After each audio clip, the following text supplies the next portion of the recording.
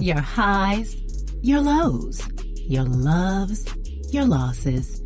This is your Soul Care Companion podcast, hosted by Marcus and Marion. Your Soul Care Companion podcast, the place where faith, passion, and determination create the greatest stories ever told.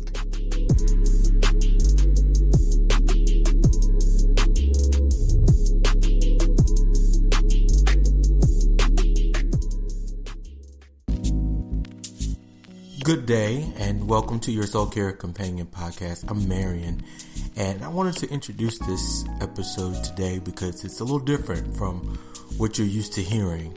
We had the awesome opportunity to interview Montez Jones, pastor of the Rehab Fellowship Church here in Atlanta, Georgia. I must tell you, it was a very eye-opening experience.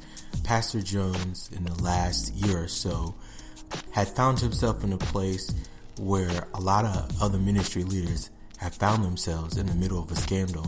The biggest difference between Pastor Jones and a lot of religious leaders that I've heard of or known is that he was willing to share his story in hopes of not providing you with the latest gossip, but providing you with the story of hope, healing, and recovery, because I'm sure you too have situations that you found yourselves in and maybe recovering from. Today, listen with a very intentional ear, and I promise you will get something out of it.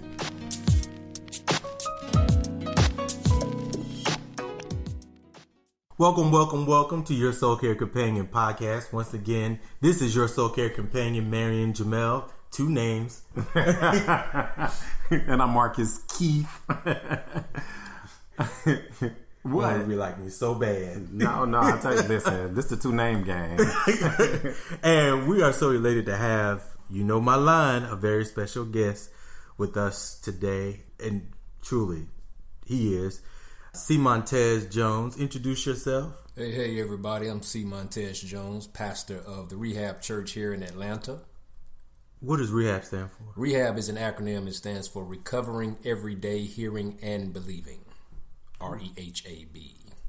Okay, rehab. I like that. Recovery. And it's a great day to recover, too, because that's actually the topic for tonight. Recovery. So welcome to your Soul Care Companion podcast. We appreciate you being here. Thank you for having me, sir. Well. And sir. And thank you guys so much for listening. If you haven't already, subscribe to the podcast right now and let us know what you think about our episodes. Feel free to comment and rate the podcast so that perhaps you may want to be on the podcast and we can bring you on. But to our guest, Mr. Montez Jones, Marion Jamel. Thank you. Yes, two-name gang. Wanted to bring Pastor Jones on. Tell us why.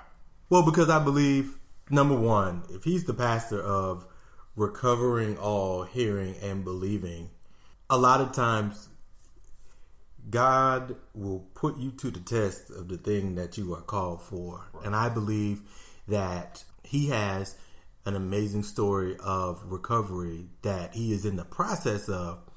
And I believe that it's not only one that's amazing, it's one that's worth hearing. And when he agreed to do it, I was just like, yeah, this is amazing. And I wanted him to be able to tell his story from his point of view for two different reasons.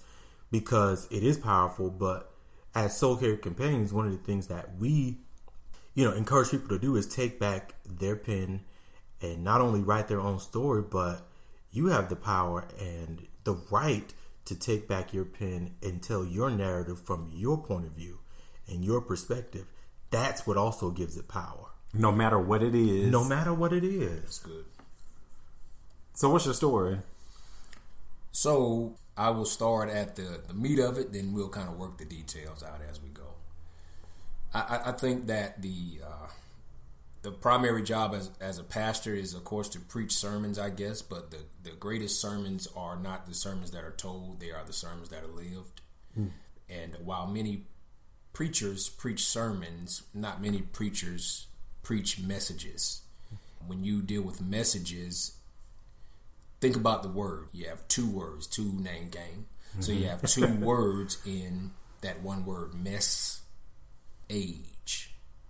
So typically your message becomes that period of your life that was a mess, and age signifies time length or an extension of time. So that message is that part of your life that was the most messed up for the most amount of time. Typically that's where you gain your message. And so when I think about this past, 4 years,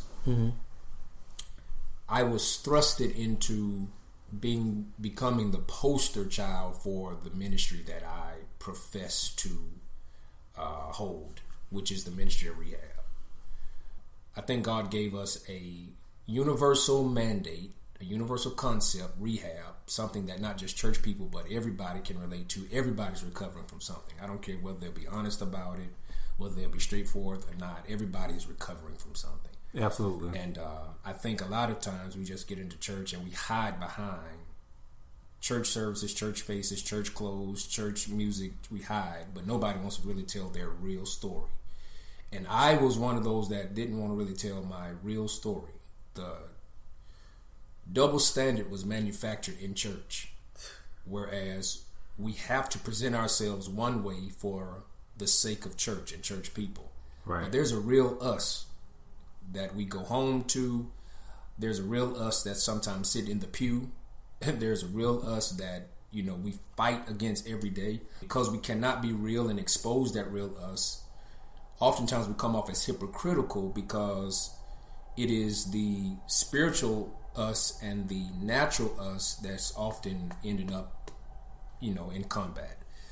I was forced out of that hypocrisy because my stuff came to the light, and the real me and the church me caught up with each other, had a conversation one day, and decided to expose each other for who they really were.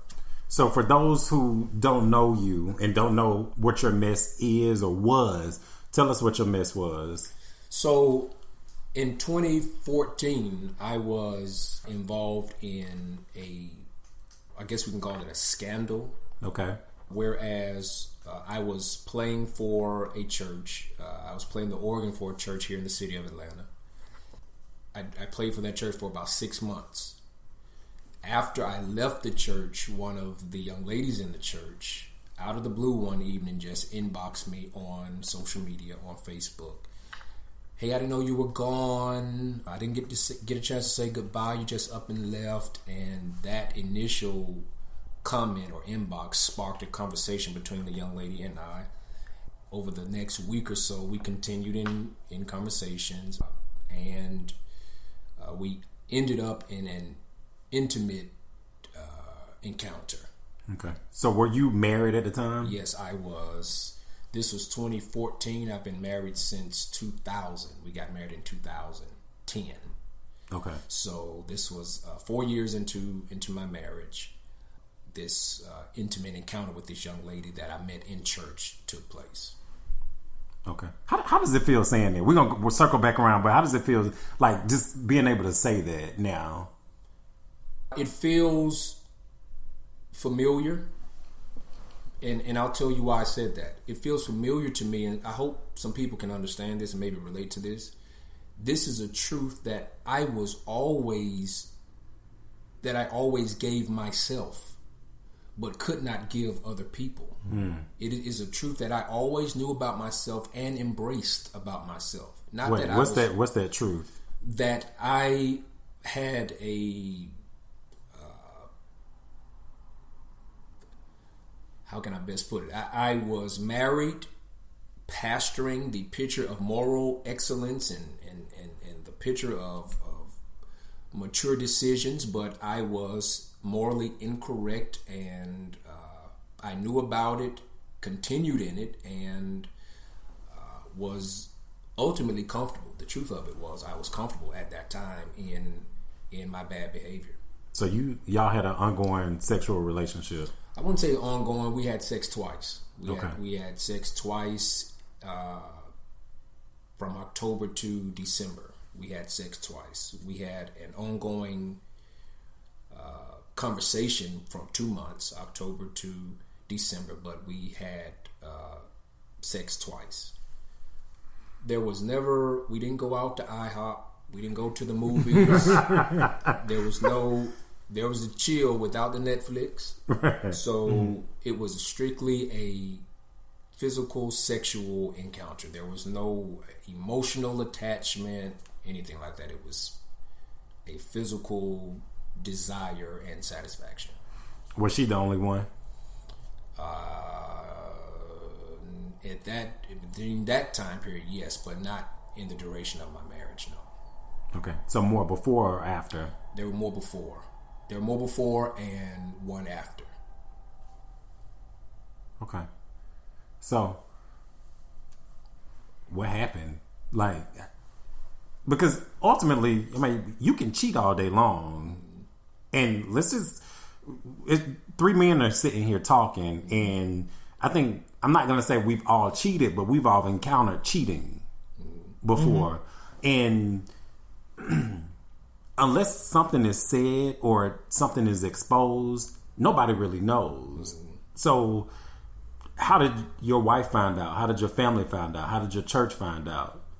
Now that's the story. The bishop of the church that I was playing for, I had no relationship with him.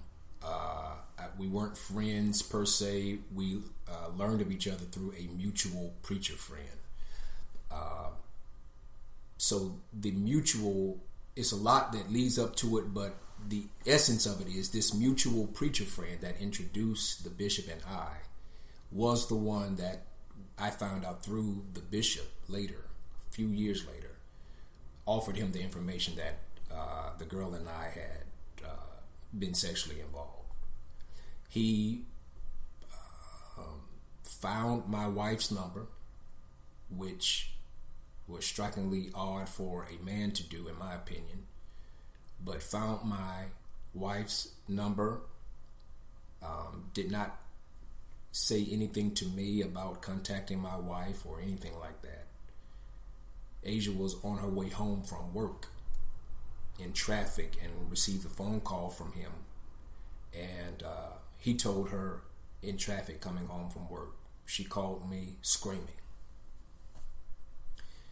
When she got home, we talked about it. Let me say this, by the time she got home, I guess she had screamed out because she was oddly calm. Did that make you scared? Yes. She was oddly calm. We sat on the sofa and we talked about it. And at the end of the evening, we had resolution. Because when Asia and I married, she knew my beauty and she knew my beast. But it was a beast that I led her to believe was tamed. That she later found out I pulled out of the cage and he came out to play. So once the bishop told her it was out, I could not run from it. I could not run from the conversation with my wife. She knew. There was no need of me lying about it. She knew. That was a Wednesday. That Friday, 2 days later, I log on Facebook. I look at my cell phone and I have a notification that I've been tagged in a post on Facebook. I get on Facebook and the bishop has constructed a 5-6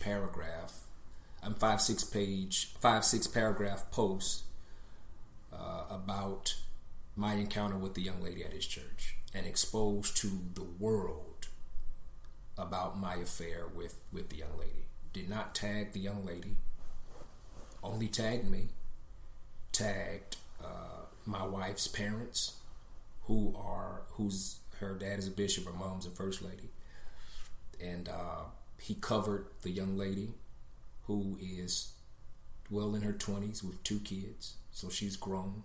She was not raped. She was not coerced. She was not drugged.